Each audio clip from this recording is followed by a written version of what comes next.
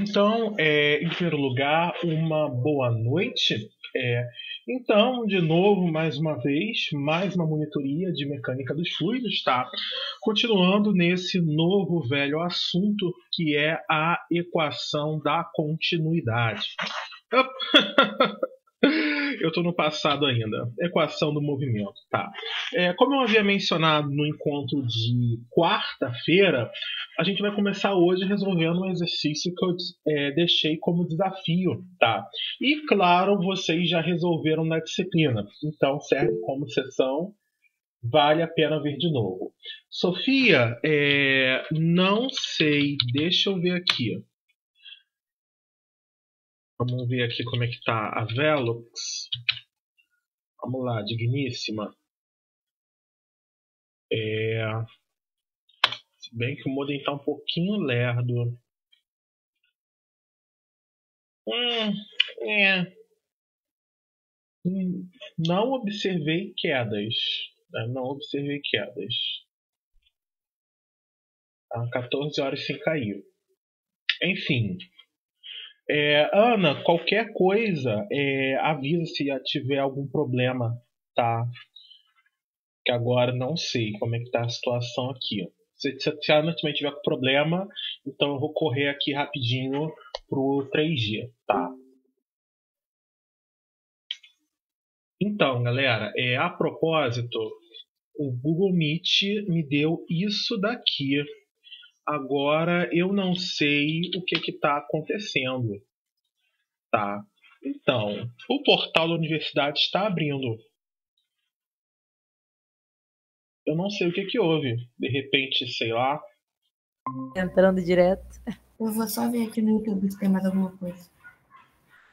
Gente, eu derrubei a chamada sem querer, não entendi o que houve. Você travou totalmente.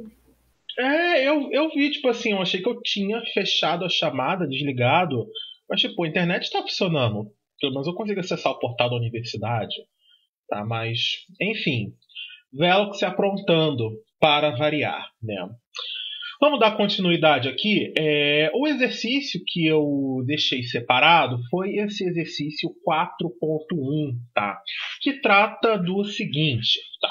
Um óleo com densidade ρ e viscosidade μ cai em regime permanente na lateral de uma parede vertical, como mostrado na figura abaixo. Depois do desenvolvimento de perfil de velocidade na porção superior da placa, o filme do óleo tem espessura delta constante, independente da posição espacial z. Fazendo as considerações que você julgar adequadas, resolva a equação do movimento para encontrar o perfil de velocidade do fluido e faça um esboço aproximado. Suponha que a espessura delta do filme e a taxa de deformação lambda na parede são medidas através de um anemômetro a laser Doppler. Encontre uma expressão para a viscosidade do óleo como uma função da densidade, espessura delta, aceleração da gravidade e taxa de deformação lambda, tá? Então a gente joga isso aqui pro ladinho, qualquer coisa a gente puxa, tá? Então tá aqui o nosso problema, tá? Da equação do movimento. Como é que a gente vai começar a resolver? Vamos seguir o nosso passo a passo. O problema zero, tá? É definir o nosso sistema de coordenadas, tá? Maravilha. Aqui esse desenho ele já é legal, por quê? Porque ele já te induz a um sistema de coordenadas. Sim. Diga. Desculpa atrapalhar. Eu não tô conseguindo enxergar o desenho. Tá só um Esse, pedacinho aparecendo para mim. esse aqui não tá chegando aí? Não sei se a Sofia tá enxergando, eu tô enxergando um Aqui tá nem pedacinho. não. Então deixa eu sair e entrar de novo. Oh, pera aí. Deixa eu. Ok, eu parei e abri meu vídeo. Tá aparecendo essa parte aqui do desenho? Essa figura aqui?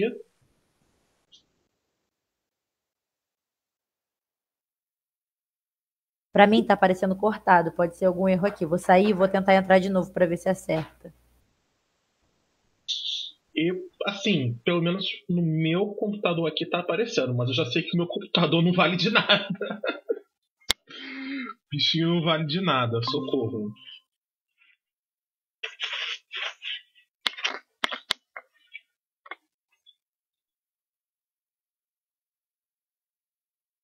Então, tá chegando tudo bem aí agora, Ana? Agora ficou direitinho. Ah, sim. Ai, aula remota. Ai, gente, eu quero voltar pro Seropédica. Enfim, vamos lá, voltar aqui. Se tratando de sistema de coordenadas, o nosso problema, ele já tá, o nosso desenho aqui no cantinho, ele já direciona a gente para um sistema de coordenadas específico, tá? Por quê? Observa que aqui a gente já tem z, x, tá? Então, x só falta o y, tá? E essa direção y, ela fica normal, tá? Ela fica saindo aqui da tela do computador ou do telefone de vocês.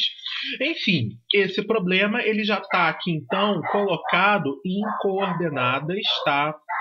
Retangulares, que é um sistema de coordenadas, a propósito, tá? Bem comum quando você está tratando, por exemplo, de problemas que envolvam placas planas, tá? A bagunça, a farra lá fora é minha mãe acabando de chegar na rua. E os cachorros ficam malucos, né? Nenhuma novidade. Enfim, tá. A próxima coisa, depois de a gente selecionar o nosso sistema de coordenadas, envolve posicionar a origem, tá?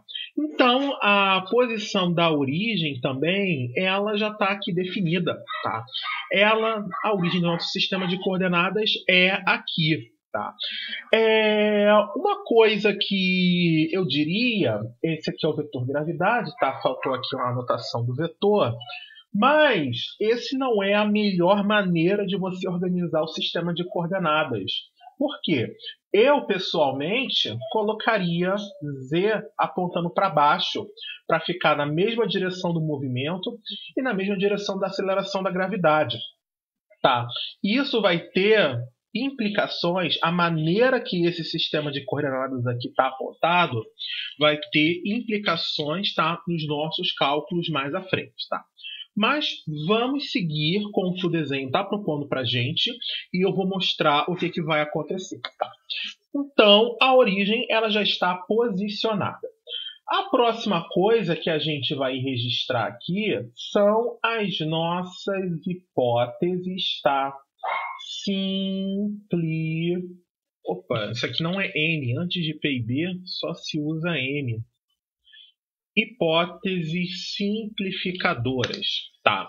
Então vamos lá, o comando está aqui escondido no nosso lado aqui. O que nos foi dito? Tá? Nós temos um óleo, tá, com densidade ρ. Tá? Ele tem um valor de densidade. Ou seja, podemos concluir a primeira simplificação importante aqui. Esse fluido, e eu não quero usar a caneta preta, eu quero usar a caneta azul. Illustrator, você me irrita às vezes, sabia? Você às vezes é irritante. Seleciona! Peste! O nosso fluido, aqui ele é um fluido com densidade considerada constante, ou seja, ele é incompressível, tá? É de se esperar para um óleo, tá? E ele também disse que ele tem viscosidade μ. Se o nosso fluido ele tem viscosidade μ, ele é um fluido newtoniano. E aí, Zoia? Gostou?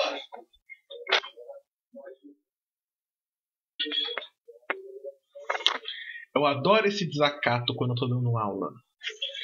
Enfim, tá. Mas o que a gente tem mais aqui de hipóteses simplificadoras? A gente tem aqui que está aqui escrito, nós estamos trabalhando em regime permanente. Tá. Cai na parede vertical. Depois do desenvolvimento do perfil de velocidade na porção superior da placa, tá? O filme de óleo tem espessura delta constante. Essencialmente, o que ele está dizendo aqui para a gente? Isso aqui ele usou 3 linhas para dizer que o nosso problema...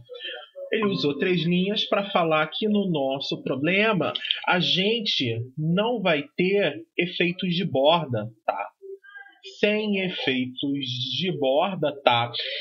Essa expressão sem efeitos de borda, ela também é equivalente a distante dos comprimentos de entrada, tá?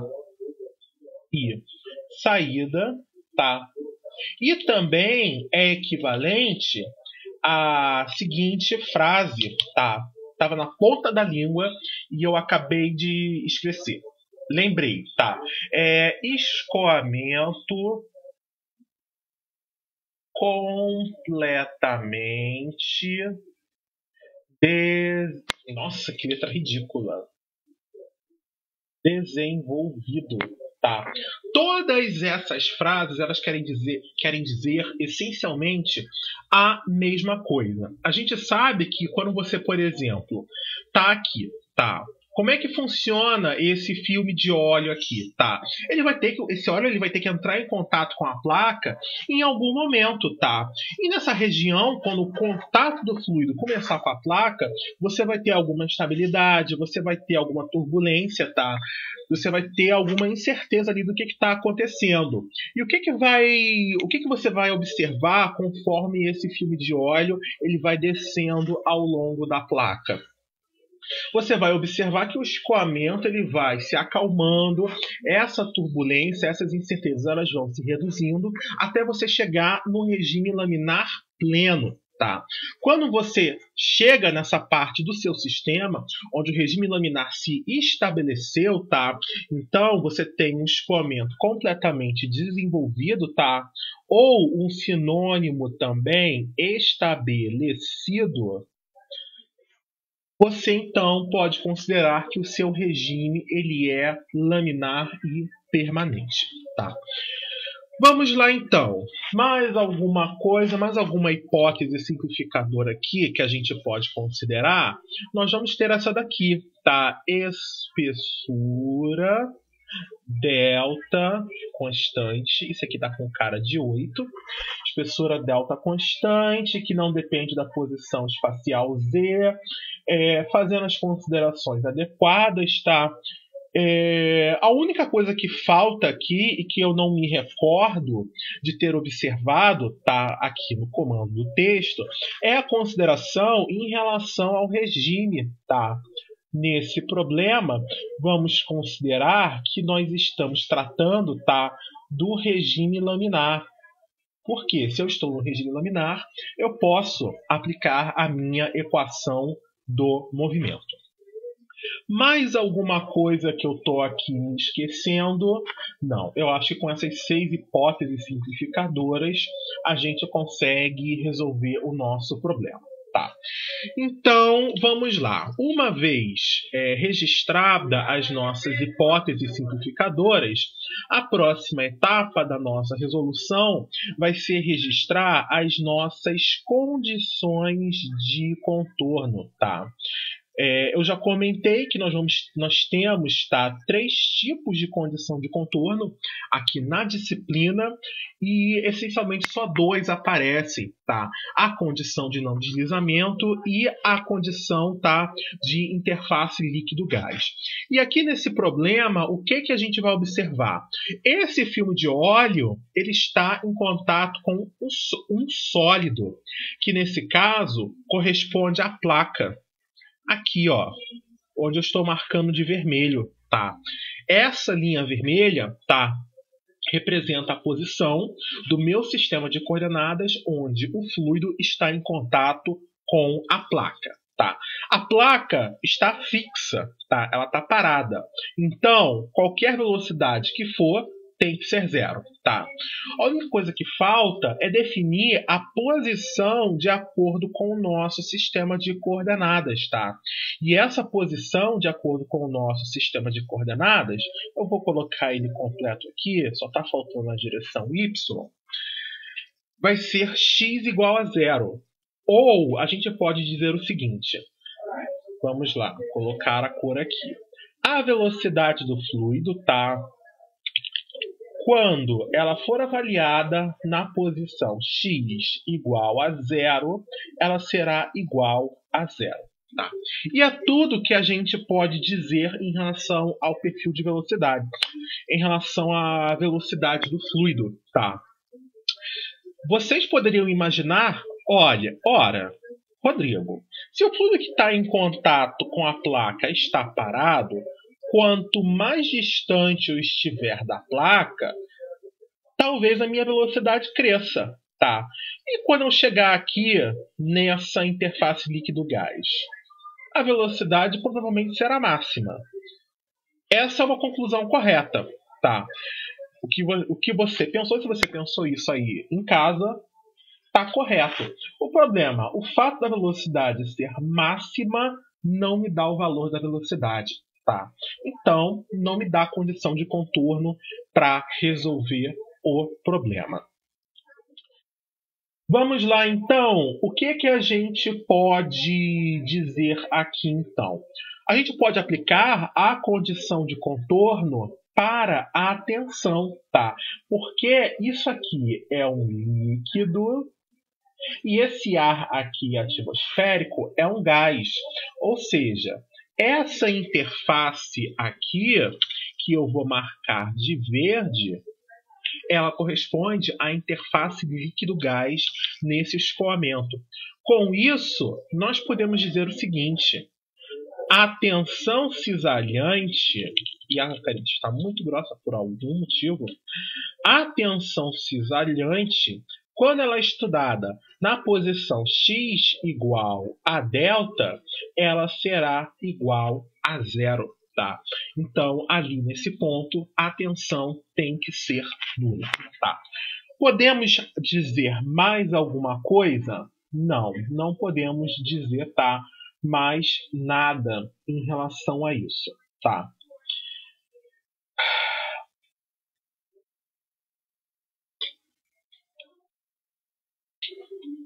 Só um momento.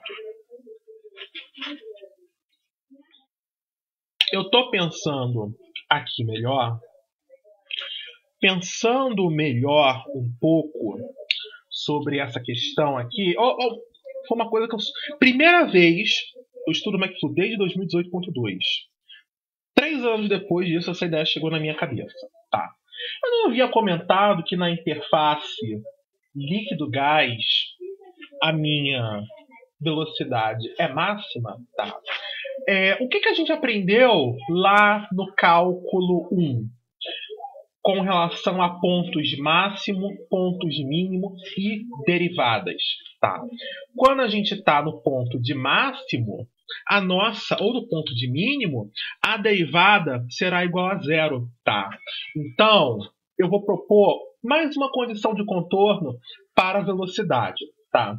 Que vai ser o seguinte: velocidade máxima na interface logo dv. Tá? A gente tem aqui uma velocidade na direção z. dvz dx é igual a zero. Tá? Essa derivada ela é avaliada em x igual a delta. Tá? Isso aqui é igual a zero. Tá? O que é uma consequência, se a gente pensar isso daqui, é justamente isso aqui, é essa condição de contorno disfarçada. Tá? Por quê? Porque quando a gente aplicar lá a lei de Newton da viscosidade, o fluido é newtoniano, a gente vai ter tal de alguma coisa, assim, não me interessa, que vai ser igual a menos μ dvz dx, tá? E essa tensão em x igual a delta, ela tem que ser igual a zero. Ou seja, como μ é uma constante propriedade do fluido, é diferente de zero sempre, tá? É um fluido real. Então, essa derivada aqui, por obrigação, é a derivada que é igual a zero, tá? Então, essencialmente, duas maneiras, tá, ali de dizer a mesma coisa. Só para complicar a vida de vocês, vamos fazer o seguinte: vamos aplicar, tá? Vamos resolver primeiro usando essas duas condições de contorno aqui, da velocidade e da tensão, tá? E depois a gente traz essa ideia aqui de velocidade máxima, tá? E vamos ver o que vai acontecer. Então, só para a gente pensar. A próxima coisa que a gente vai resolver nesse problema aqui, então, vai ser a questão do vetor velocidade. Tá?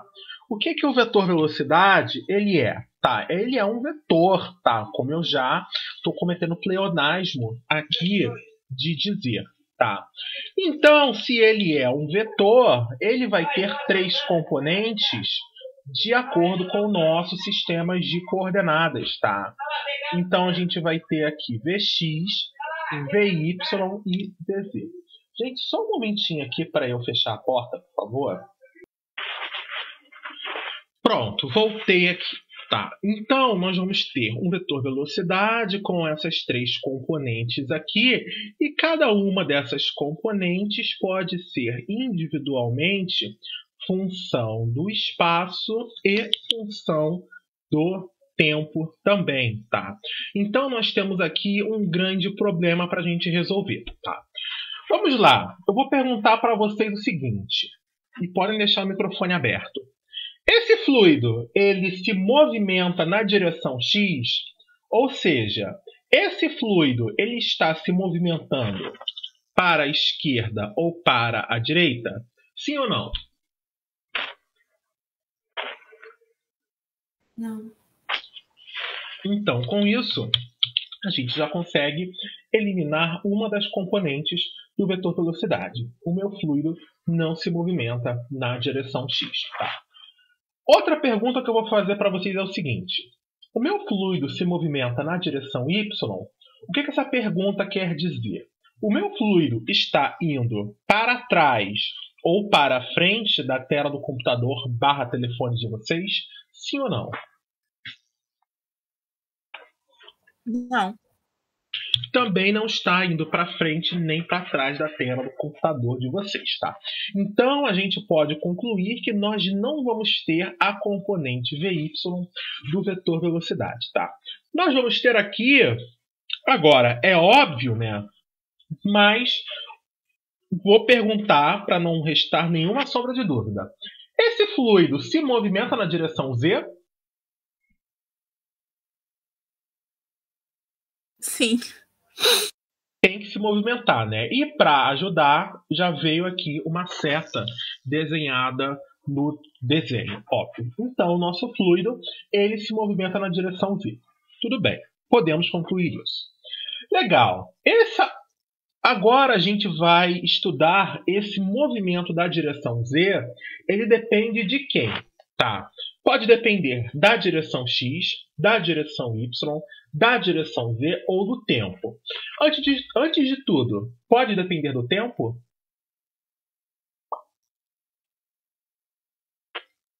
Não, é permanente. Não pode depender do tempo, porque nós estamos em regime permanente. Ótimo. Vamos lá. Essa velocidade de queda do fluido, lá, que é uma velocidade na direção Z, ela depende de Y, ou seja, se eu estiver olhando para posições mais ao fundo ou mais para frente da minha placa, o meu fluido vai cair mais rápido ou devagar por causa disso? Não. Também não. Não é esperado que isso aconteça. Então, nós não vamos ter dependência com Y. Tá? Vamos ver agora. Vz, essa velocidade de queda de fluido, ela depende de Z? O que essa pergunta quer dizer? Se eu olhar essa velocidade de queda aqui mais para cima, em valores de altura maior ou em valores de altura menor, é esperado que só por eu estar olhando mais em cima ou mais embaixo, o fluido vai cair mais rápido ou mais devagar?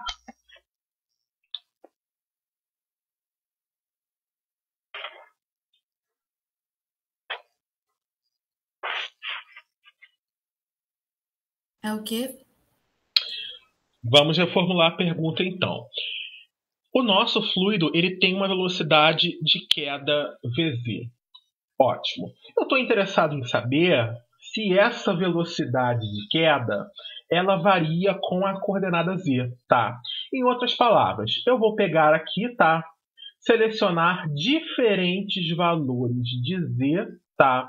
E eu vou estudar a velocidade do fluido nesses pontos, tá? Vocês acham que a velocidade de queda do fluido, essa velocidade Vz, ela vai variar nesses pontos aqui que eu estou estudando? Não. Também não vai variar, tá? Para esses pontos aqui em especial que eu selecionei, o que a gente vai observar é que a velocidade ali é zero, tá? Porque são pontos na placa, tá? Então, a gente vai poder concluir que Vz não é função de z. Agora eu pergunto, Vz é função de x? Tem que ser, né? Para você ter um perfil de velocidade. E é o que acontece, tá? Foi o que eu havia comentado anteriormente. A velocidade aqui é zero, tá? A velocidade aqui na placa fixa é zero. E conforme a gente vai se distanciando da placa, essa velocidade de queda do fluido, ela aumenta até se tornar máxima, quando a gente chegar na interface líquido-gás, tá? Então, depois de toda essa ladainha que eu falei aqui, o que a gente pode concluir é o seguinte, é que nós temos uma única componente do vetor velocidade, que será Vz, tá? E essa componente do vetor velocidade depende unicamente da direção x. Vamos lá, então. O próximo ponto que a gente tem que resolver é a questão do tensor-tensão, tá? Nós não podemos esquecer que o nosso problema se dá em coordenadas retangulares e o nosso fluido é um fluido newtoniano incompressível, tá? Ou seja, nós podemos usar aqui a tabela de componentes do tensor-tensão, tá? Vamos lá, então. Nós só temos Vz, tá? Nesse problema. Só temos Vz. Então, tchau e bênção, tchau e bênção, tchau e bênção, tchau e bênção, tchau e bênção, tchau e bênção, tchau e bênção, tchau e bênção, tá? Já dá para matar tudo isso. Eu sei que Vz, quando existe, só é função de x. Tchau e bênção, logo, vai, vai, vai e vai. Pronto, aqui também vai. Essencialmente, eu matei aqui rapidamente 1, 2, 3, 4, 5, 6, 7 componentes do tensor-tensão. E eu fiquei dividido entre duas, tal de Zx e tal de Xz, tá? Então, tal de Zx e nós temos aqui tal de Xz, tá? Não podemos nos esquecer da anotação indicial do tensor-tensão, tá? E a anotação indicial do tensor-tensão, ela nos diz o seguinte, tá? É que eu estou tentando não tapar aqui com a minha imagem, porque ela está bem aqui embaixo, tá? A tal de Xz, normal ao plano de aplicação da força, é direção da força, tá? Seguido pela direção da força. Ou seja, essa primeira componente do tensor-tensão propõe que eu estou aplicando uma força na direção x, e essa componente aqui propõe que eu estou aplicando uma força na direção z, tá? Daí eu olho para cá e pergunto para esse desenho. Ui, tecla errada. Tecla errada. Tecla errada. Meu Deus. É um mouse mesmo que tem que subir e descer. Nesse problema aqui, por acaso, o meu fluido ele está sofrendo atuação de alguma força na direção x? Não. O bom das minhas perguntas é que 90% do tempo as respostas é não, tá? Então, se você falar não, você já tá com grandes chances de acertar. Mas, enfim, essa tal de Zx aqui, ela não vai existir, tá? Então, o que nós vamos obter aqui como resposta vai ser uma tal de xz, tá? Que será igual a menos μ dvz dx, tá? Então, nós vamos ter aqui essa componente do tensor tensão no nosso escoamento, tá? Maravilha. Dito tudo isso, nós podemos partir, tá? Depois de todas essas etapas de análise prévia, nós podemos partir aqui para uma etapa que é, finalmente, nós vamos fazer a simplificação, se minha letra colaborar, né? Simplificação da equação do movimento, tá? E aqui, só para a gente não esquecer, nós estamos trabalhando em coordenadas retangulares, tá? Ou seja, nós vamos usar aqui a equação do movimento em coordenadas retangulares. Eu tenho duas opções aqui, tá? Eu tenho a equação do movimento em termos de tensão e eu tenho a equação do movimento em termos de gradiente de velocidade para um fluido newtoniano de densidade e viscosidade constante. Quase um trava-língua. Enfim, para resolver a equação de Navier-Stokes, que é tudo isso que eu acabei de falar aqui, esse trava-língua, nós precisamos de duas condições de contorno para a velocidade, porque nós temos derivadas segundas em relação à velocidade. Tá? Daí a gente volta aqui para o ponto 3, que são as condições de contorno. Tá? Por enquanto, a gente põe essa ideia aqui, que eu havia comentado antes, de lado. Por isso eu vou até colocar num cinza bem claro aqui. Tá? E eu pergunto para vocês, nós temos condições de contorno suficientes em relação à velocidade? Não. Por enquanto, não, tá? Depois a gente vai conversar sobre essa ideia aqui que eu coloquei de cinza claro, tá? Então, à primeira vista, eu não consigo resolver a equação de Navier-Stokes, tá? Mas, eu consigo resolver a equação do movimento em termos de tensão. Por quê? Porque eu tenho uma condição de contorno em relação à velocidade e uma condição de contorno em relação à tensão. Então, dá para resolver perfeitamente. Então, a gente vai trazer aqui, tá, a equação do movimento em termos de tensão para a gente poder brincar, tá, e poder simplificar. O que a gente já sabe? A gente já sabe duas coisas aqui. Nós sabemos que Vz é uma função de x, tá? Aliás, está correto? Já até esqueci. Sim, Vz é uma função de x, tá? E a gente vai ter aqui, tá? A gente vai ter, e eu já esqueci da componente do tensor tensão, a gente vai ter uma tal de xz, tá? Então agora a gente pode partir para a parte mais legal, que é o corta-corta, tá? O que a gente vai ter aqui? Nada pode ser função do tempo, Vx não existe, Vy não existe, Vx não existe, Vy não existe, Vz existe, derrom de Vz existe, mas não é função de Z. Tchau e benção. Então, tá, como já era de se esperar, o primeiro termo das três componentes da equação do movimento vai dar igual a zero, tá? Se a gente estudar aqui agora, fazer a questão das componentes do tensor tensão, nós vamos ver que a única componente que vai sobrar, tá, é essa tal de xz, tá? Enfim, tá, é fácil trabalhar em coordenadas retangulares, é a equação do movimento mais gostosa, tá, de se trabalhar. O que a gente vai ter aqui é o seguinte, na componente x, o que sobrou foi 0 é igual a menos derrom de P, derrom de X, menos, aliás, mais ρ g x.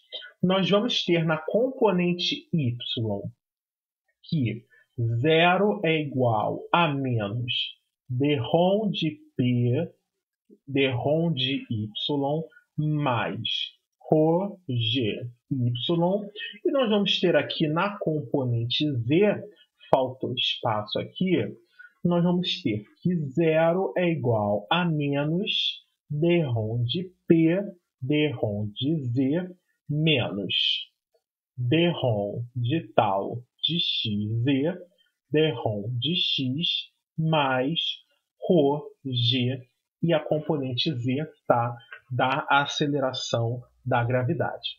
O que a gente vai observar aqui? Vamos agora estudar duas palavras, pressão e gravidade. Tá?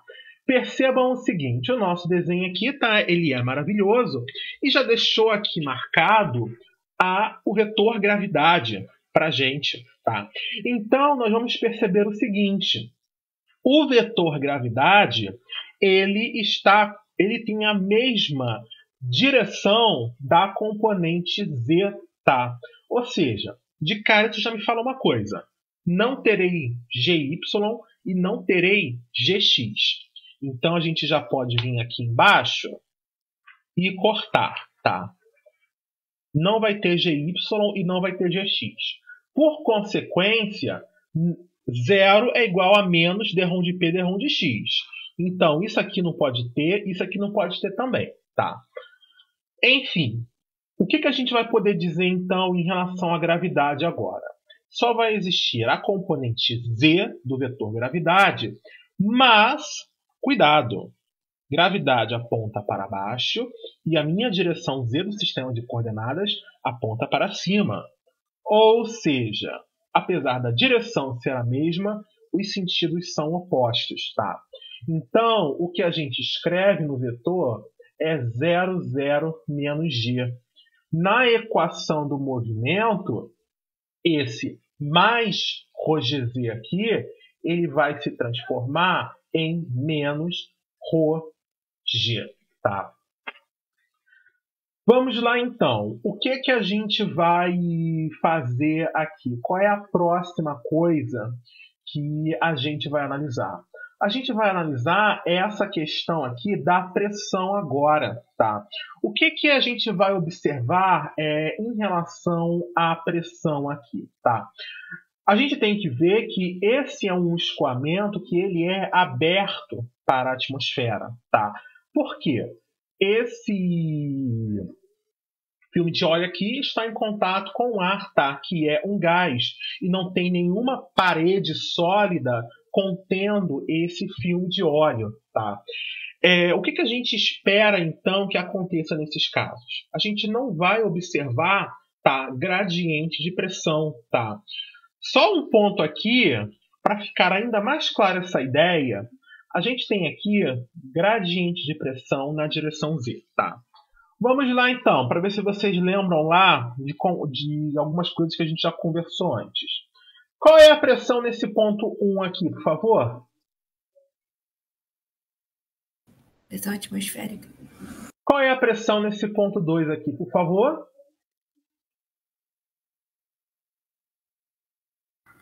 Pressão 1 mais pressão atmosférica. Qual é a pressão aqui nesse ponto 3, por favor?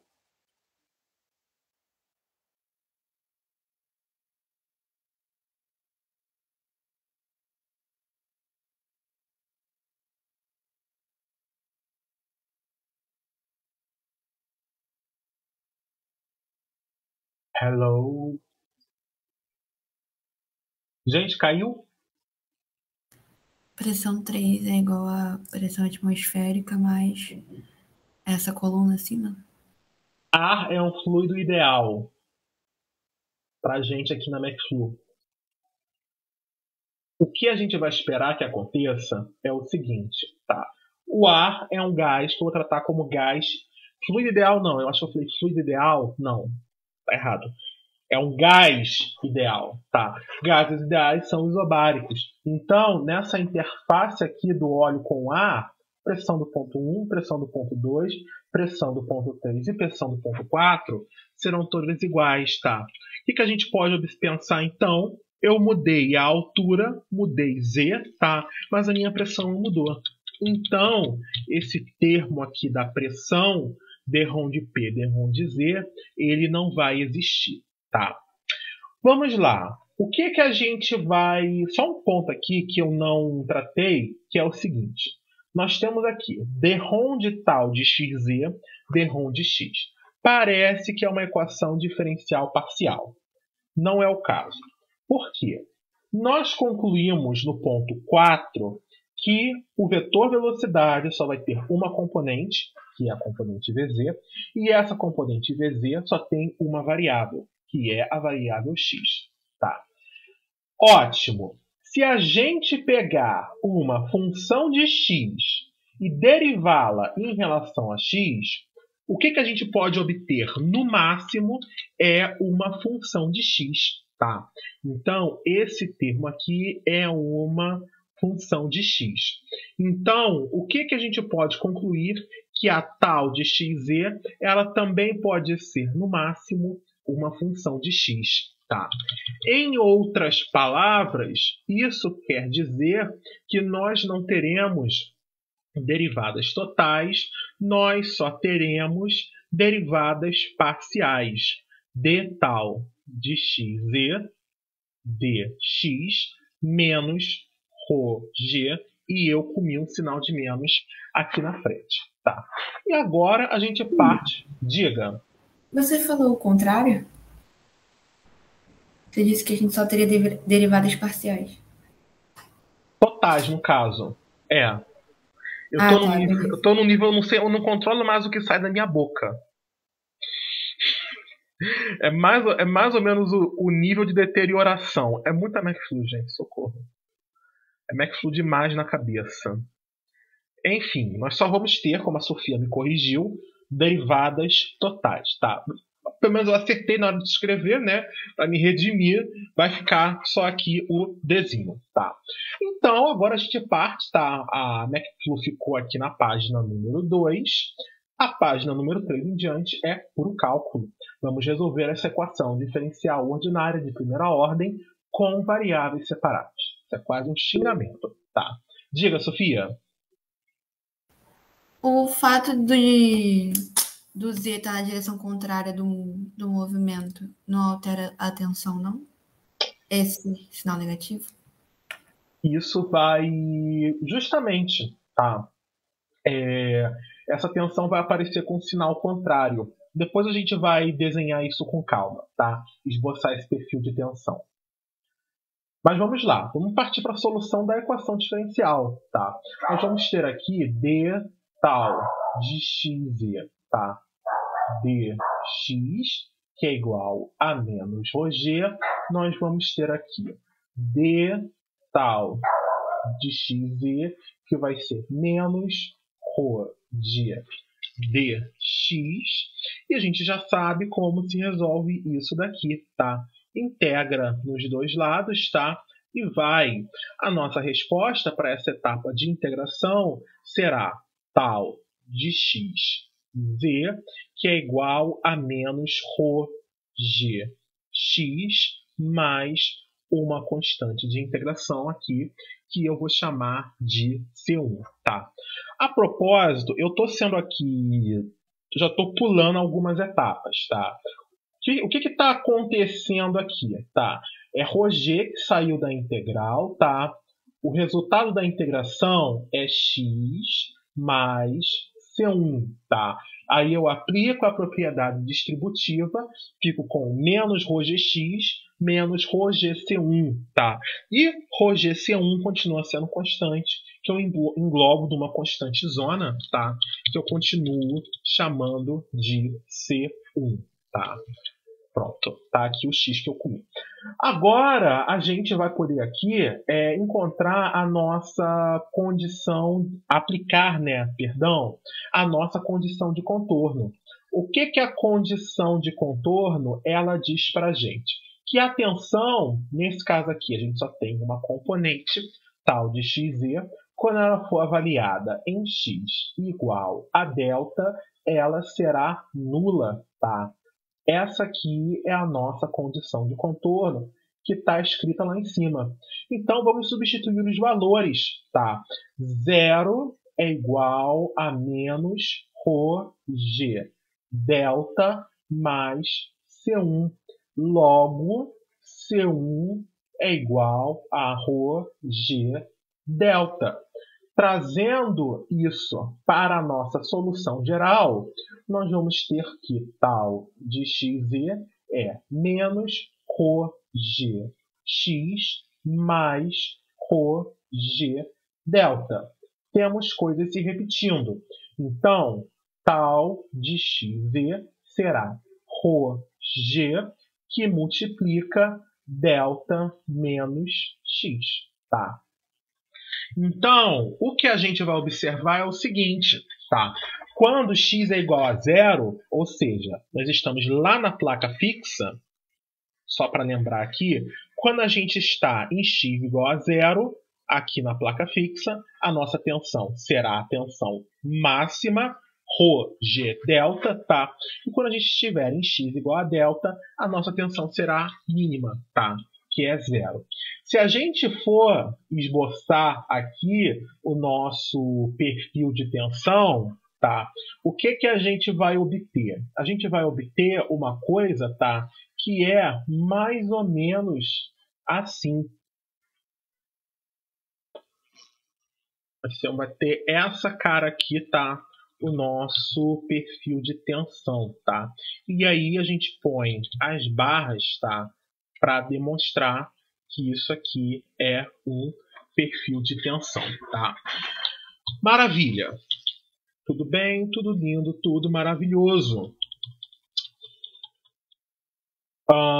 Vitória, Sofia, você havia mencionado, tá, essa questão do sinal de menos, tá, que aqui acabou sobrando, tá, e como isso ia acabar influenciando, tá, a nossa vida. É justamente por causa desse sinal de menos aqui que sobrou, tá, que eu acabei apontando a minha atenção assim, ó. Ela cresce na direção contrária ao meu sistema de coordenadas, tá?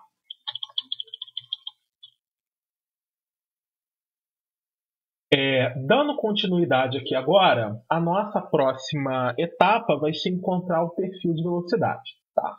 Do que a gente não pode esquecer? Existe uma equação que relaciona a tensão cesariante, tá? E as tensões no geral com a velocidade, que é justamente isso aqui, tá? Essa equação reológica, tá? Se a gente conhece isso daqui, se eu tenho um perfil de tensão, eu acho de velocidade, tá? É só integrar. Se eu tenho de velocidade, eu acho de tensão. É só derivar, tá? Então, nós sabemos do seguinte também, tá? Sabe-se que tal de xv é menos mi dvz dx, tá? Maravilha. Então, nós podemos concluir que ρg delta menos x é igual a menos mi dvz dx, tá? Vamos lá, então. Nós vamos ter o seguinte. dvz vai ser igual a menos ρg divide por π delta menos x. Maravilha, tá? Dx, tá? Vamos só aplicar aqui, tá correto isso, produção? Mi vai para outro membro dividindo, seu sinal de menos também, e o dx vai multiplicando. Ótimo. Vamos só aplicar a propriedade distributiva, porque vai facilitar um pouco a nossa vida, tá? No momento da integração. Então, dvz será igual a menos ρg sobre mi, que multiplica delta, mais ρg sobre mi, que multiplica x, tá? Dx. E isso a gente sabe como se resolve, é só integrar, tá? Nos dois lados. O que a gente vai obter como resposta na nossa etapa de integração? Nós vamos obter que Vz será a integral de menos ρg mi delta integral de dx mais ρg divide por μ integral de x dx, tá? Então, o que vai sair como resposta será menos ρg divide por μ delta x, tá? Mais C2 mais ρg sobre μ x2 sobre 2 mais C3. E eu posso somar com C2 e C3 numa única constante de integração, tá? O que a gente pode fazer aqui, então, para facilitar a nossa vida? Podemos colocar algumas coisas em evidência, tá? Tá, vamos que vamos. VZ será ρg μ, tá? Vamos lá. O que a gente vai ter aqui? Delta x, aliás, né? Perdão. x2 sobre 2, menos delta x mais C2, tá? Dá para melhorar isso? Dá para melhorar isso daqui, tá? O que a gente pode fazer para melhorar isso daqui? Vamos lá. O seguinte, nesse termo aqui, onde tem o x2 sobre 2, o que eu vou fazer? Eu vou colocar delta em cima e eu vou colocar delta embaixo, tá? Então vai ficar delta x ao quadrado dividido por delta 2. Porque delta sobre delta, no final das contas, é 1, tá? E aí eu posso tirar o delta lá de dentro do parêntese. Nós vamos obter que VZ será igual a ρg divide por μ, tá? Delta x ao quadrado divide por 2 delta menos x, tá? Dá para tirar o x também daqui de dentro, tá? Mas aí eu prefiro não tirar ele de dentro. Por quê? Porque aí fica esse termo aqui em parênteses, quer dizer, estão quase com todas as variáveis, tá? Só ficou essa partezinha constante que é chata, tá? Mas enfim, eu não vou mais manipular mais algebricamente do que isso. Agora, vamos aplicar aquela condição de contorno que ficou sobrando, tá? O que a condição de contorno 2 dizia para a gente? Ela nos dizia que a velocidade agora é só a sua componente VZ, avaliada em x igual a 0, ela tinha que ser igual a 0. Trazendo essa ideia aqui para a nossa solução geral, nós vamos ter que 0 é igual a ρg divide por μ delta, tá? 0 ao quadrado divide por 2 deltas. 0 ao quadrado é 0, divide por qualquer coisa é 0, menos 0 é 0. Ou seja, isso aqui é vezes 0, mais C2, conclui-se que C2 tem que ser igual a 0, tá? Portanto, o nosso perfil de velocidade será ρg sobre μ delta x ao quadrado sobre 2 delta menos x. Tá. Que maravilha! Saiu o nosso perfil de velocidade, que era uma das coisas que a gente estava interessado lá no início. Tá? Se bem que já são 7h05 e eu tenho que resolver ainda mais um exercício hoje. Eu vou ter que fazer uma gravação explicando por que isso aqui funciona, tá? Essa ideia de máximo aqui, tá? Dá para resolver por Navier-Stokes aplicando essa ideia de máximo. Enfim, mas ainda tem mais coisa para fazer. Ele quer uma expressão do óleo, uma expressão para a viscosidade do óleo como uma função de ρ, g, ρ, delta, g e lambda, tá? Só porque aqui... Ah, não, eu tenho uma print aqui do comando do exercício que eu joguei aqui no cantinho, tá? Vamos lá, o que que dizia, tá? Eu conheço a viscosidade lambda na parede, tá? Ou seja, eu conheço dvz dx quando x é igual a zero, tá? E o nome disso é lambda, tá? Então, vamos lá resolver esse problema. Eu preciso encontrar uma expressão para a viscosidade. Cadê aqui? Espaço para me escrever, por favor. Eu preciso encontrar uma expressão para a viscosidade. Expressão para μ, dado ρ, g, tá? Eu já estou esquecendo aqui do que eu li há 2 segundos atrás. Rho, g, delta e o lambda, tá? Lambda, nesse caso, corresponde a dvz dx avaliado em x igual a zero, tá?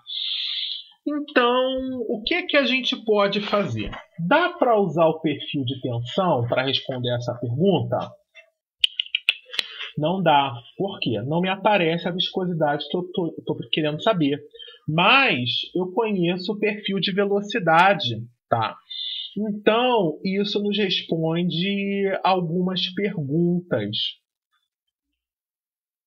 Mas o perfil de velocidade ainda não é o que eu quero.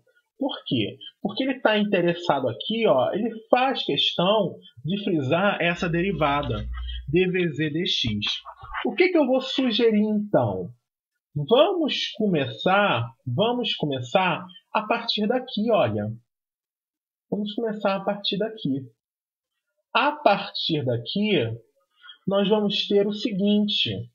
Olha como é que fica mais fácil se eu partir daqui. A gente vai ter que μ é igual a menos ρg delta menos x, tá? E quem vai ficar embaixo? dvz dx, tá? Que é deixar aqui, ó, ele quietinho por enquanto. Depois eu vou entrar com essa ideia de lambda, tá? Então, nós temos essa expressão aqui para o cálculo da viscosidade, tá? Então, eu vou trazer isso lá para baixo. Maravilha. É isso que a gente tem aqui, tá?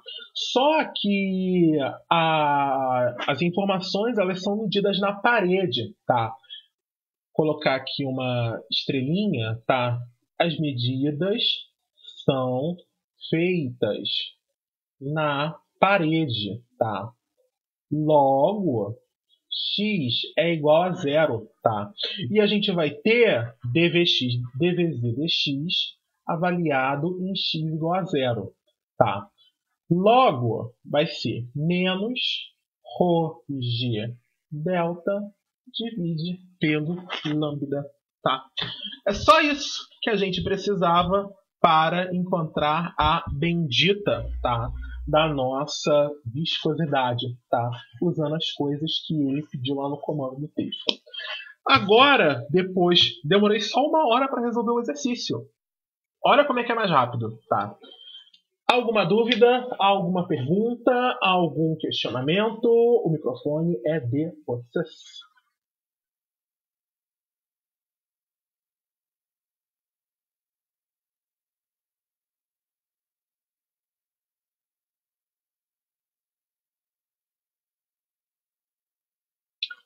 Hello. Tudo certo aqui, Tim. Tudo certo, entre aspas, muitas aspas, várias aspas. Aspas até quebrar o teclado. Entendi. É isso aí. Enfim, tá.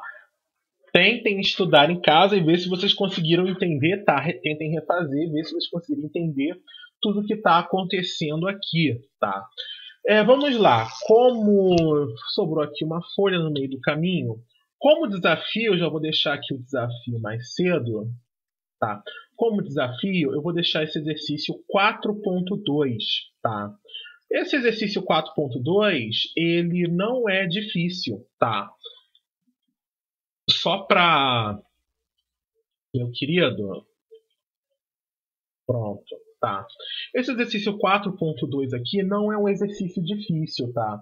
Essencialmente o que você tem é um fluido escoando, tá? Entre duas placas planas, tá? E isso é fácil da gente resolver, tá? Então aqui, ó, eu só vou deixar adiantado nesse caso, nós temos um manômetro de tubinho.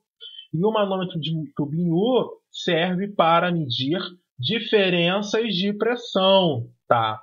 Então, eu vou deixar aqui marcado.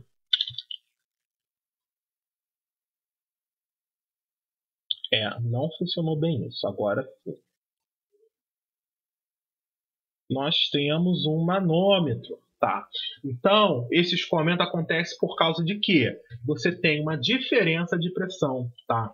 Fazendo com que esse escoamento aconteça, tá? Enfim, esse aqui já fica como desafio. Eu acredito que dá para fazer em casa. Tentem fazer, é importante. Então, vamos para o próximo, tá? Nós temos aqui em torno de 40 minutos para terminar. Você está me desacatando hoje, hein, sua peste? Tá. Fica aqui esse exercício 4.3 para a gente fazer, tá? E diz o seguinte. Um líquido newtoniano incompressível é confinado entre dois cilindros verticais concêntricos circulares, meu Deus, de comprimento L infinito. Um cilindro interno sólido de raio RI e um cilindro externo oco de raio RE.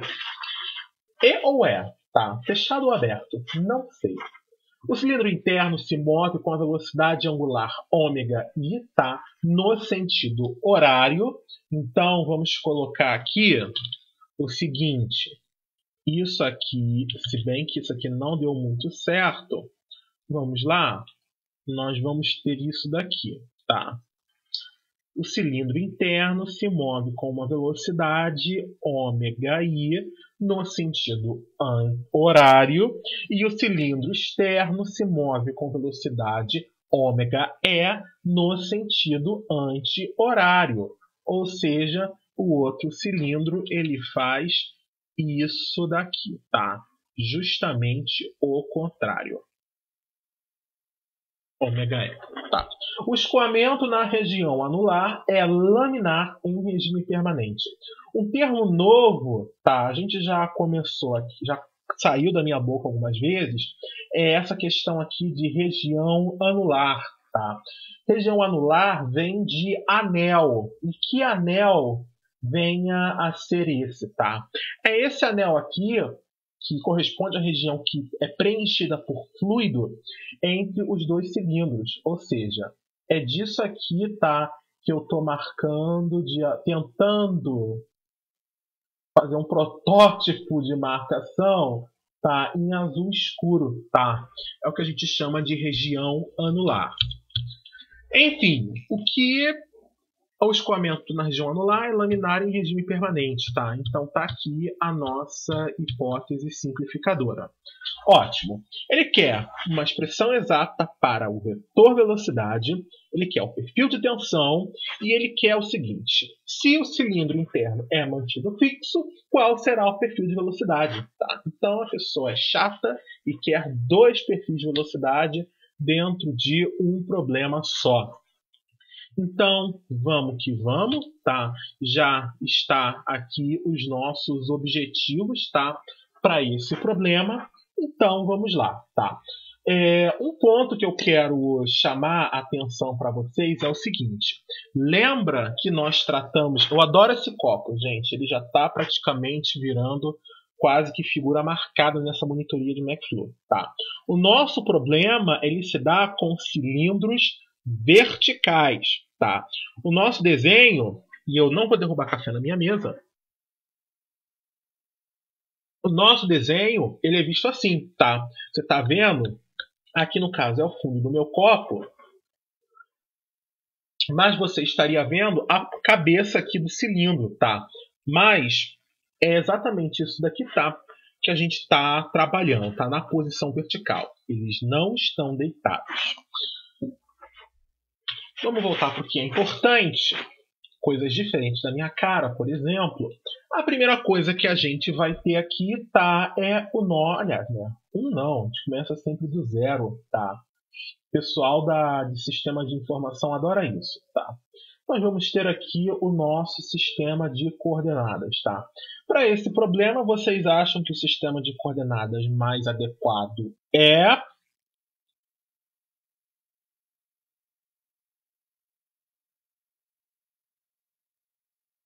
Cilíndrico. Exatamente. Sem sombra de dúvida, o nosso sistema de coordenadas aqui será o sistema de coordenadas cilíndricas. Então, nós vamos ter aqui r, θ, z, tá? Uma vez selecionado o sistema de coordenadas, nós iremos posicionar a origem, tá, do nosso sistema de coordenadas. Tá? O sistema de coordenadas cilíndricas ele não tem muito o que brincar. Tá? A nossa origem ela vai ficar aqui sempre no eixo, tá? Que é concêntrico a esses dois cilindros. Então, aqui fica a direção radial, tá? Aqui a gente vai ter que posicionar a direção tangencial, tá? E aí você tem duas escolhas: sentido horário ou sentido anti-horário, tá? O que eu vou fazer aqui? Eu vou optar por colocar a direção angular, a direção tangencial, a direção θ, no sentido anti-horário, tá? Simplesmente por quê? Por que eu estou preferindo o sentido anti-horário? Poderia ser o horário? Poderia. Eu só estou escolhendo o anti-horário por quê? Porque aqui a gente tem aqui na letra C eliminar esse termo ômega-i, tá? E esse termo ômega-i vai ficar com sinal negativo, tá? Velocidade horária, meu sistema de coordenadas é anti-horário, tá? Em outras palavras, esse termo negativo que vai aparecer no perfil de velocidade da letra C será eliminado, tá? É só isso, é capricho meu, tá? Aqui não vai fazer diferença nenhuma se você selecionar θ horário ou anti-horário. A única coisa que vai mudar é como você escreve as velocidades, tá? Enfim, vamos lá então. O que a gente mais tem que falar aqui? Nós temos que falar também da direção Z, tá? O que eu vou fazer então aqui? Tá? Como eu havia comentado, a gente está vendo aqui o cilindro desse sistema assim, tá? A gente está vendo a cabeça dele aqui, tá? Então, nós tem muito mais coisa vindo aqui para baixo, tá? Muito mais coisa acontecendo aqui embaixo. E o que eu vou fazer? Eu vou fazer o seguinte. Eu vou colocar a direção θ. Eu vou colocar a direção Z, direção axial, apontando para baixo. Olha só. Vamos colocar Z para baixo. Por quê? Porque eu não desenhei, mas ela está escondida aqui. A aceleração da gravidade. Olha que coisa bonita, a barriga cheia de graça. Tá? Então, tudo bem. Já selecionamos o sistema de coordenadas, já posicionamos a origem, e agora o que a gente vai fazer, tá, é registrar as nossas hipóteses simplificadoras. Se bem que o Halloween já passou, né? Enfim. Vamos lá então. O que a gente tem aqui de hipótese simplificadora, tá? Ele disse que é um fluido newtoniano incompressível, tá? Então já está aqui de cara, tá? Esse é um fluido newtoniano incompressível, tá? Ou seja, ρ é constante e μ também é constante. Tá. Tudo bem. Confinado entre dois cilindros verticais de comprimento L, tá? O cilindro externo se move, tá? O escoamento a gente está aqui tratando em regime laminar. A gente também tem aqui escoamento em regime permanente. A gente está esquecendo de mais alguma coisa aqui, tá? Aqui no caso, aquela hipótese de efeito de borda, que eu sempre comento, ela não vai ser relevante, tá? Por quê? Porque o cilindro tem comprimento infinito, tá? Então, como um cilindro ele é muito, muito grande, tá? Você não vai observar efeito de borda, tá? Mais alguma coisa que não esteja na considerações que a gente vai fazer? Eu esqueci da mais importante, tá? Nós estamos aqui trabalhando no regime laminar, tá? Para a gente poder aplicar a nossa... Isso aqui ficou ridículo. Tá escrito ali em cima, Tim. Gente, eu tô cego. Sim, também é laminar. Eu que não sei mais ler, fiquei analfabeto. Esses 2 minutos entre ler o exercício e começar a responder. Acontece com os melhores de nós, gente. A minha arrogância de dizer que eu sou os melhores de nós. Enfim, vamos lá. Uma vez dito isso, qual é a próxima coisa que a gente pode fazer? É registrar as nossas condições de contorno, tá? Então, a gente vai ter aqui condições de contorno. Maravilha, tá? Condições de contorno. O que a gente tem aqui? A gente vai ter a condição da interface. Aliás, eu não vou falar, eu vou perguntar para vocês. O seguinte, a condição de não deslizamento, ela se aplica para esse problema? O fluido está em contato com o sólido em algum lugar?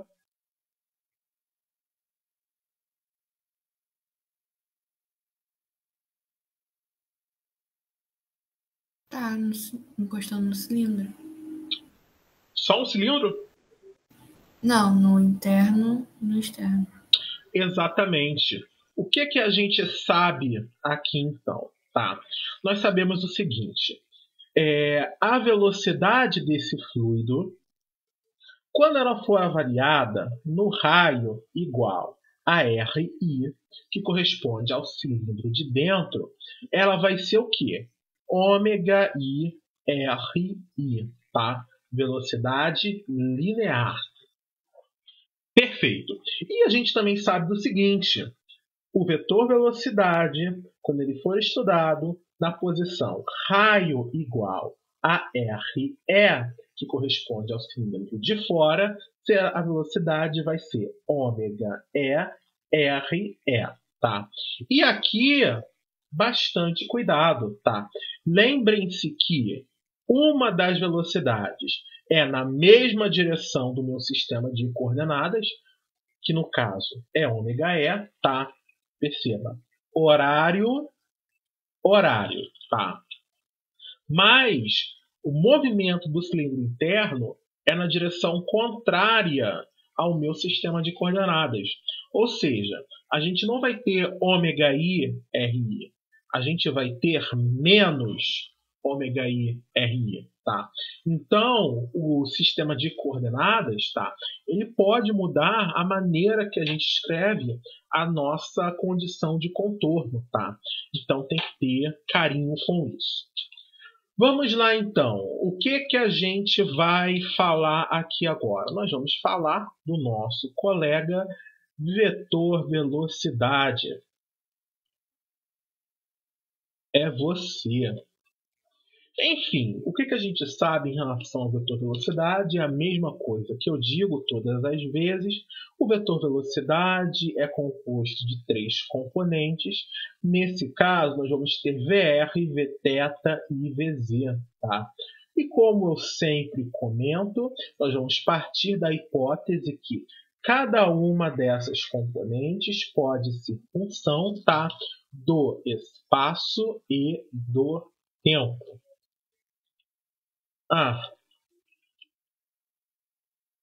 Pronto, sua peste. Enfim, é isso aqui, tá? Eu vou perguntar para vocês o seguinte. O nosso fluido, ele tem velocidade radial? O que significa o nosso fluido ter velocidade radial? Significa que ele está se movimentando na direção do raio. Ou seja, significa que ele vai estar fazendo isso daqui, tá? Isso acontece nesse problema? O fluido se movimenta na direção radial? Sim ou não? Não. O nosso fluido não se movimenta na direção radial. Então, nós não vamos ter componente VR. Tá? O nosso fluido se movimenta na direção Z. Tá? Lembrem-se que o nosso problema é isso aqui. Tá?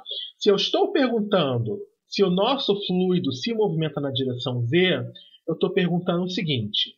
Por acaso, esse fluido sobe ou desce nessa região anular entre os dois cilindros? Sim ou não?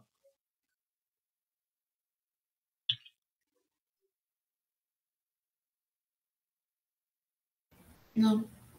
Também, o fluido também não sobe e nem desce. Tá? Agora, como você já conhece o script dessa novela, eu vou perguntar para vocês. O nosso fluido, ele está fazendo o peão da casa própria ali dentro da região anular?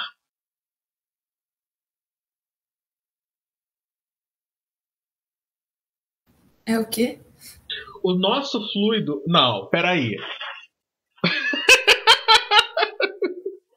O nosso fluido está fazendo o peão da casa própria ali dentro da região anular? Ele está rodando? Ele tá. Sim, ele está. Está rodando porque os dois cilindros que o contém, tá, estão rodando também. Então a gente vai ter aqui a componente Vθ do vetor velocidade. Tá? Pode depender do tempo essa componente? Não. Não, porque é regime permanente. Tá? Essa componente Vθ pode depender do ângulo.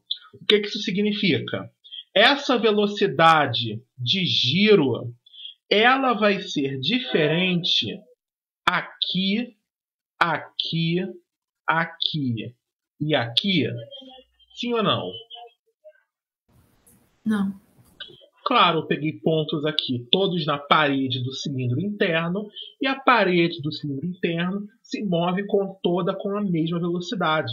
E o mesmo você vai observar com as camadas de fluido, tá? Conforme você vai aumentando o raio. Em outras palavras, Vθ não será função de θ. Vθ pode ser função de Z, ou seja, esse giro será mais rápido ou mais lento se eu estiver subindo ou descendo aqui nos meus cilindros concêntricos. O que vocês esperam?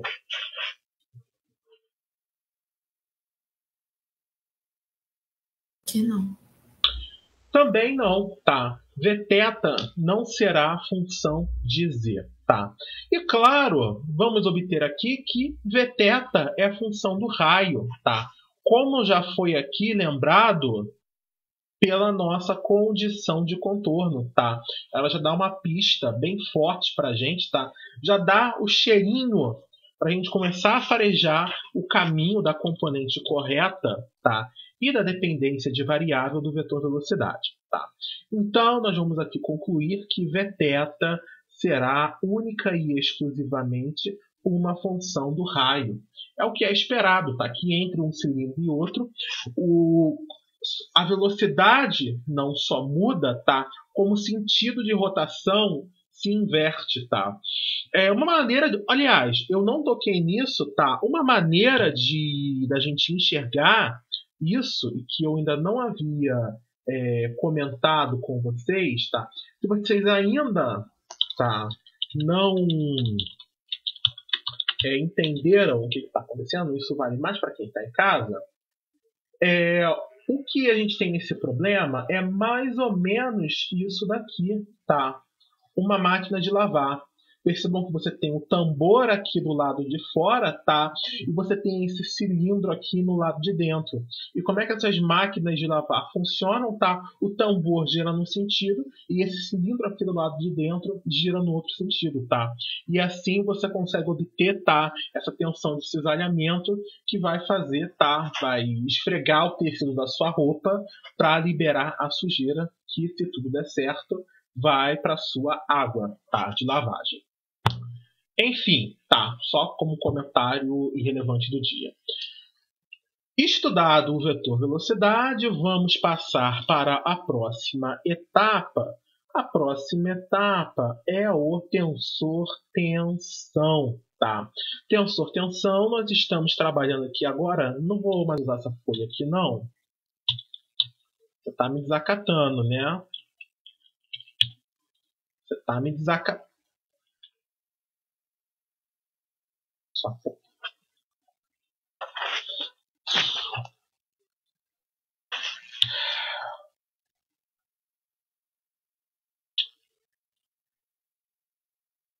Ele às vezes dá um surto que me irrita. A peste dá um surto que me irrita, tá? Então tá aqui o tensor tensão, tá? Nós podemos usar a tabela de componentes do tensor tensão em coordenadas cilíndricas? Sim, nós podemos. Por quê? Porque o nosso fluido é um fluido newtoniano incompressível, tá? De cara, nós já sabemos o seguinte: nós não vamos ter velocidade axial, que no caso é Vz, ou seja, tchau e bênção, tchau e bênção, tchau e bênção, tá? Nós não vamos ter também velocidade radial, que no nosso caso é Vr. Então, tchau para você, tchau para você. Tchau para você, tchau para você, tchau para você aqui embaixo também, tá? Para vocês duas, eu esqueci de cortar. Enfim, a última coisa que a gente vai se lembrar é que Vθ é função única e exclusivamente do raio. Ou seja, isso aqui não existe, isso aqui não existe, tá? Então, nós temos aqui dρ de R de Vθ. Então, essa derivada fica.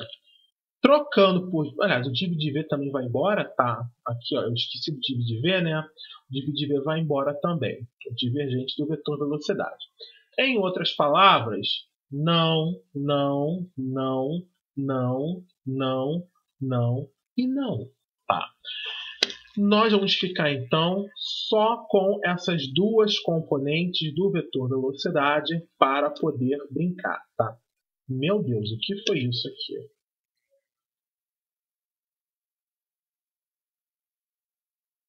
Tá, tudo bem, né? O que a gente vai ter, então, como resposta? A gente vai ter uma tal de Rθ e a gente vai ter aqui uma tal de θr, tá? É difícil enxergar normal ao plano de aplicação da força, mas a direção da força é uma coisa fácil da gente enxergar, tá? Aí, vocês que já entendem como funciona o script da nossa monitoria, eu vou perguntar o seguinte: existe força nesse problema, tá? Existe força fazendo com que o meu fluido se mova na direção radial? Não. Não, tá. Se fosse o meu fluido se mover na direção radial, ele estaria fazendo isso, tá? Estaria indo para as paredes. Que eu comentei para a gente, tá? Isso não acontece. Então, nós não vamos ter tal de θr, nós vamos ter a tal de Rθ, tá? Que vai ser igual a menos μ, tá? R dρ de R, tá? Vθ divide por R, tá? Um ponto importante que eu quero chamar para vocês, tá? É o seguinte: aquela maneira que a gente tinha de escrever a componente do tensor tensão, ela funciona muito bem quando a gente está em coordenadas retangulares, tá? Menos μ dvz dx, por exemplo, funcionava muito bem em coordenadas retangulares. Em coordenadas cilíndricas e esféricas não funcionam. Por quê? Lembra que o tensor tensão, o que é o tensor tensão no final das contas, tá? Ele é menos μ,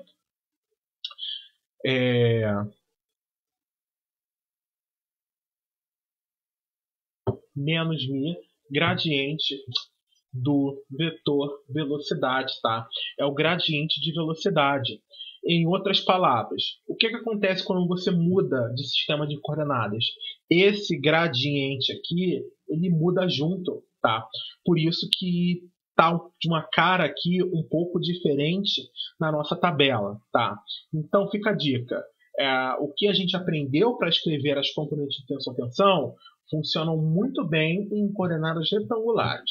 Em coordenadas cilíndricas, a história muda um pouquinho, tá? Então, vale a pena a gente chegar aqui e consultar, tá? Vamos lá. Nós conhecemos, então, a componente do tensor-tensão. A próxima etapa do nosso problema, então, concluída a nossa análise prévia, é a simplificação da equação do movimento, tá? Então, vamos que vamos, tá? O que a gente sabe? O nosso fluido, ele é um fluido newtoniano, tá? Então, se a gente vir aqui na nossa tabela, e eu estou abrindo o PDF errado para variar, né? Pronto, tá aqui na nossa tabela. A gente vai ter a tabela em coordenadas cilíndricas. Tudo bem, tá aqui. Eu tenho a opção de usar termos de tensão e eu tenho a opção de usar equação de Navier-Stokes. Tá. Agora, eu não estou a fim de pensar, eu estou a fim de perguntar para vocês. Qual das duas nós vamos utilizar? Vocês têm alguma ideia?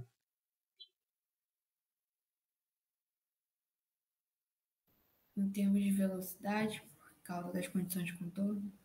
Tudo o que eu queria ouvir, Sofia. Muito obrigado. As condições de contorno que eu tenho, elas me direcionam para a equação de Navier-Stokes, tá? Por quê? Porque eu tenho condições de contorno em relação à velocidade. Então, eu tenho condições de contorno, duas, e eu consigo resolver a derivada segunda da velocidade. A match made in heaven. Então, vamos lá? Já está aqui, então. Eu já printei aqui antes da gente começar, tá? Tá aqui a nossa equação do movimento, tá? Então, vamos começar fazendo aquele corta-corta maravilhoso. Porque nada aqui é função do tempo. E eu sei que o nosso fluido não tem velocidade radial. Então, isso aqui não existe. Isso aqui morre por causa da derivada. Isso aqui morre porque não tem VZ, tá?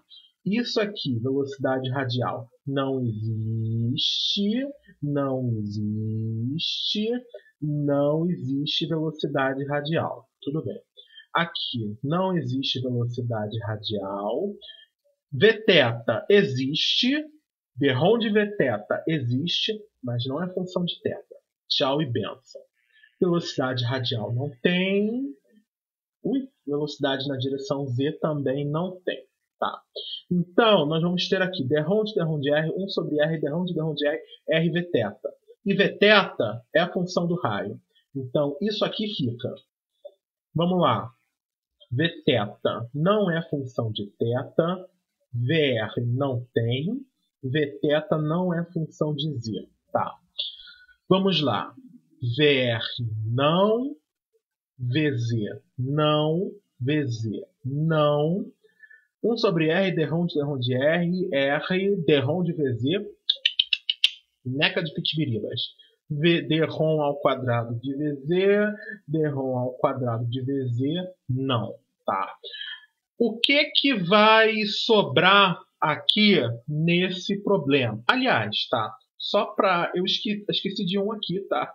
Derrom de Vθ, derrom de θ? Não. Você também vai dizer tchau pra gente, tá? O que a gente vai obter aqui, então? Na componente R, vai sobrar o seguinte. Ρ menos Vθ ao quadrado divide por R que será igual a menos d-ROM de P, d-ROM de R, mais ρg Rzinho, a componente radial, tá, da gravidade.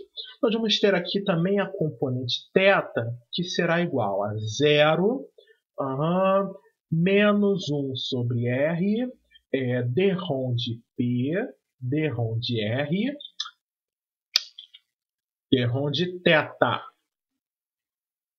mais μ, tá, d-ROM de R, 1 sobre R, d-ROM de R, R dθ, tá?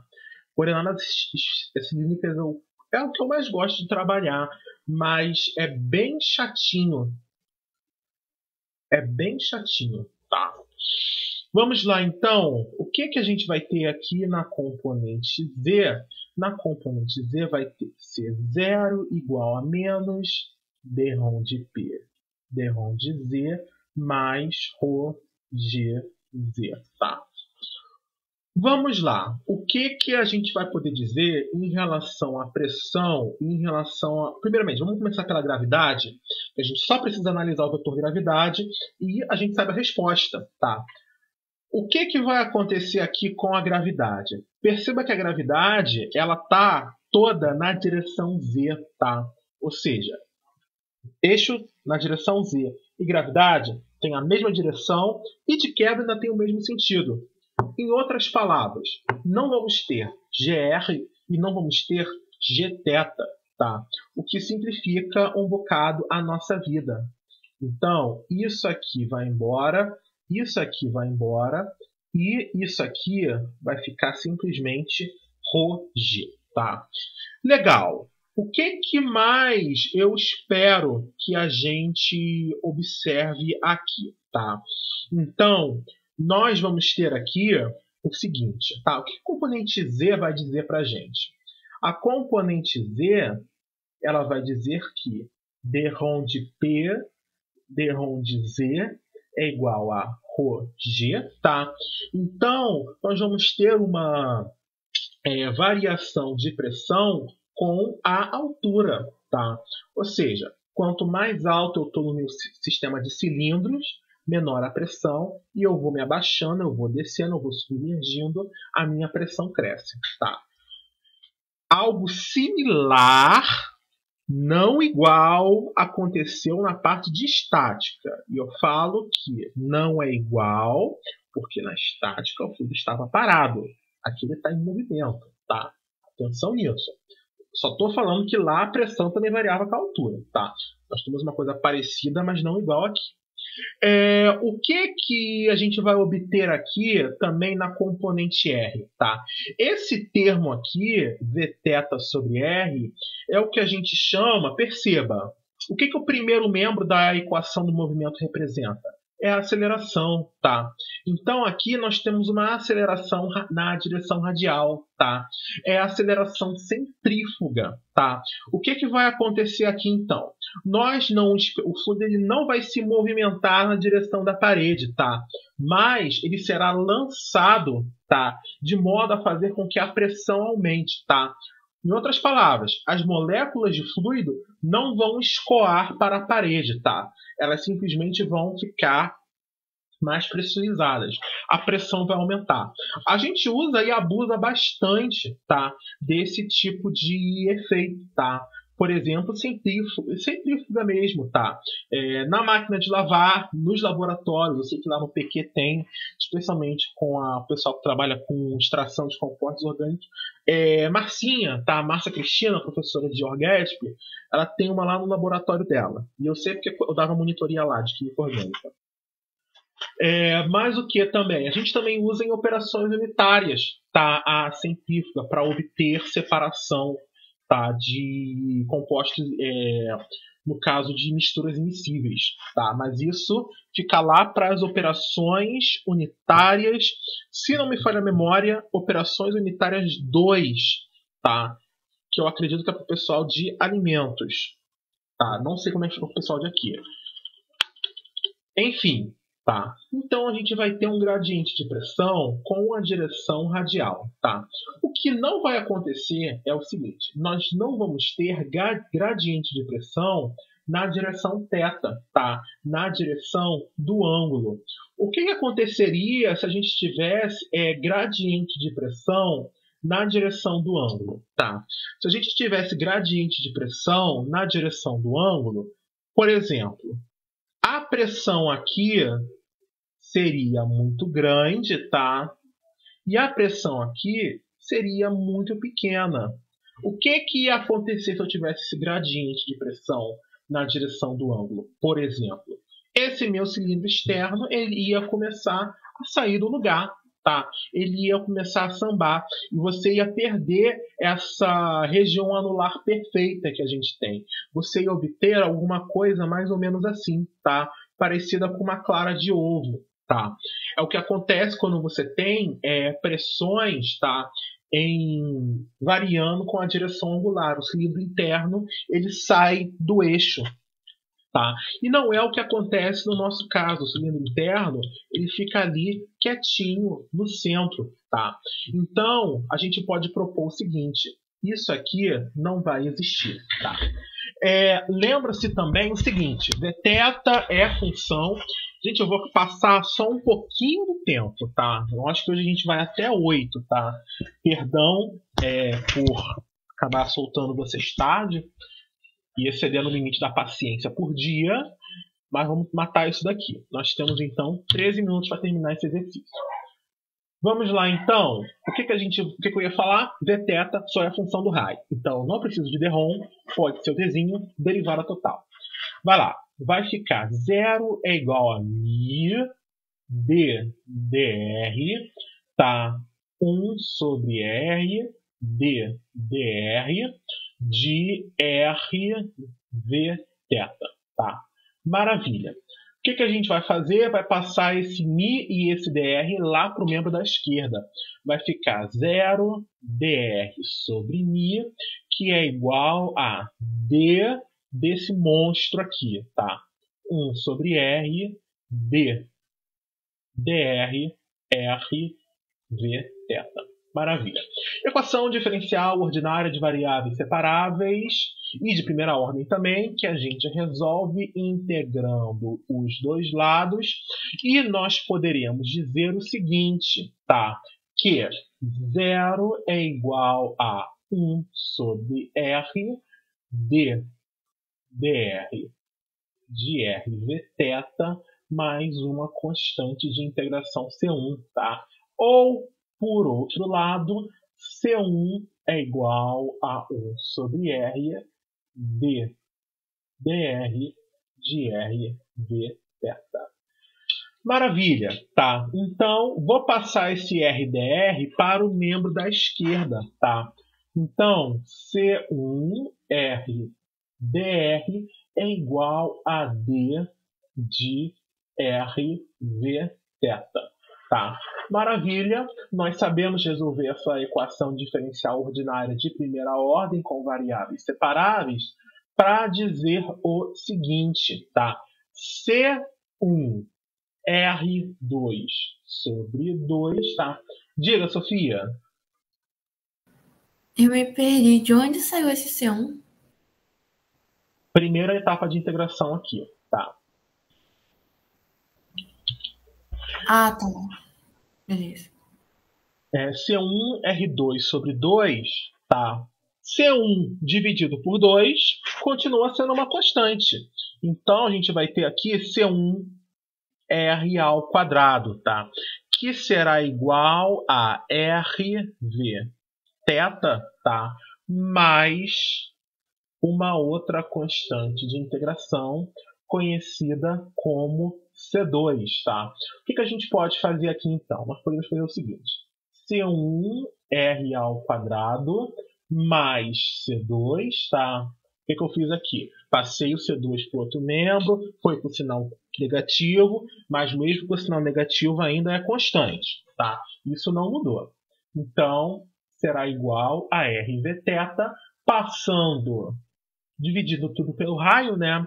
nós vamos ter que Vθ é igual a C1R mais C2 divide pelo R de raio. Tá? Então, essa é a solução geral para o nosso problema. Tá? E, bom, como as duas velocidades são diferentes de zero, tanto no cilindro de dentro quanto do de fora, não tem maneira bonita de começar, tá? Começando pelo zero, que é sempre bom porque facilita a vida. A gente vai ter que começar de algum jeito. Então, vamos começar aqui usando a segunda condição de contorno, tá? Vamos chamar aqui a nossa CC2, tá? Que é positiva, pelo menos, tá? Números positivos são legais também, tá? Nós vamos ter aqui, então, essa condição de contorno, que vai simplesmente dizer isso para a gente. Vθ em R igual a RE será igual a ômega RE. Então, o que a gente vai obter como resposta? Ômega RE será igual a C1 RE mais C2 RE. Tá? Aí a gente vai ter que encontrar uma das constantes. Tá? Vamos encontrar C1. Tá? Quanto é que vai valer C1? Ômega RE menos C2 divide por RE é igual a C1 RE. Vamos dividir tudo aqui por RE e a gente vai obter o seguinte. Ômega E menos C2 RE ao quadrado é igual a C1. Tá? Maravilha. Agora, trazendo isso para nossa solução geral, lá em cima, Vθ é igual a ômega E menos C2 divide por RE ao quadrado, que multiplica Rzinho, mais C2 divide por Rzinho. Tá? O que é bom a gente fazer agora? Vamos aplicar a propriedade distributiva e juntar essas expressões aqui para C2, tá? Porque facilita a vida no futuro. Vai ficar ômega E, que multiplica raio, menos C2 raio externo ao quadrado vezes R, mais C2 divide por R. Tá? Colocando o C2 em evidência, nós vamos ter o seguinte. Tá? Repete o primeiro termo, vai ficar o seguinte. Soma com C2 e o C2 multiplica o seguinte. 1 dividido por Rzinho menos Rzinho dividido pelo raio externo ao quadrado. É isso, produção? É isso. Tudo bem. E agora, não temos para onde fugir, a gente vai aplicar lá a primeira condição de contorno. A gente vai aplicar a CC1. Meu querido, não era para você fazer isso, tá? Vamos aplicar aqui a CC1, tá? Então, o que a nossa primeira condição de contorno diz para a gente, tá? Ela nos diz o seguinte. Vou colocar aqui de preto. Ela diz que Vθ avaliado em R igual a RI é ômega I RI. Tá? Então, vamos que vamos. O que a gente vai obter como resposta é o seguinte. É menos ômega I RI é igual a ômega E RI mais C2, 1 dividido por RI, menos RI divide por RE ao quadrado. Tá? O que a gente vai obter como resposta vai ser o seguinte. Menos ômega I RI menos ômega E RI. Ele comeu um pedacinho aqui da minha letra. divide isso tudo pelo que está em parênteses. 1 divide por RI menos RI sobre RE ao quadrado, tá? Fecha parêntese, isso será igual a C2, tá? Então, finalmente, nós poderemos descobrir que Vθ será ômega-E vezes o raio, tá? Somado com C2. Mas quem é C2? Tá? A gente pode colocar esse sinal de menos aqui para fora. Aí fica o seguinte. Menos tudo isso daqui, tá? Que representa o C2. E multiplica 1 sobre Rzinho menos Rzinho sobre raio externo ao quadrado, tá? O que a gente pode fazer aqui? A última coisa que eu faria, tá? Pena que já estamos estourando aqui, faltam 4 minutos. O que faltaria, tá? Para a gente verificar se está certo? A gente verificaria se as condições de contorno estão válidas, tá? Ou seja, eu substituiria no lugar de raio, a coordenada radial, eu colocaria RI e a velocidade teria que dar menos ômega-I RI, tá? Para ver se está de acordo com as condições de contorno que a gente obteve lá no início, tá? Outra coisa que a gente... Deixa eu puxar lá de cima a questão. Outra coisa é essa questão, tá? Da letra que ele passou aqui. Ele ainda quer o perfil de tensão. Ai, peste! Ele quer o perfil de tensão. Gente, eu vou ter que deixar o perfil de tensão para depois, porque faltam 3 minutos, tá? A letra C eu já posso adiantar que é o seguinte. No caso do cilindro interno fixo, ele é parado. Ou seja, ômega I será igual a 0. Ou seja, isso aqui não vai existir, tá? No nosso equacionamento. É isso que muda de um caso para o outro, tá? Então, mais alguma coisa que eu precise dizer para vocês? Não, é tudo isso por hoje, tá? Tirando as partes que eu não fiz por falta de tempo, alguma dúvida, alguma pergunta, algum questionamento? Agora o microfone é de vocês.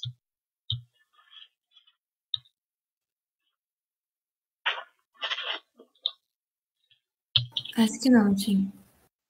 Acho que não. Então, né, tudo bem. Então, só para a gente poder terminar aqui o que nós estamos fazendo no dia de hoje, tá? Muito obrigado pela presença da Sofia, pela presença da Adriana, pela presença da Ana também, que estava entre nós mais cedo, mas acho que a internet dela aconteceu alguma coisinha, tá? As anotações, como sempre, vão para o Drive, tá? A gravação também, eu vou converter aqui. E eu também preciso fazer o que falta, tá? Que é a parte do tensor-tensão e mostrar como é que fica o perfil de velocidade cortando a velocidade do cilindro interno, que é o ômega-I. Muito obrigado, minha gente, uma boa noite e até a próxima.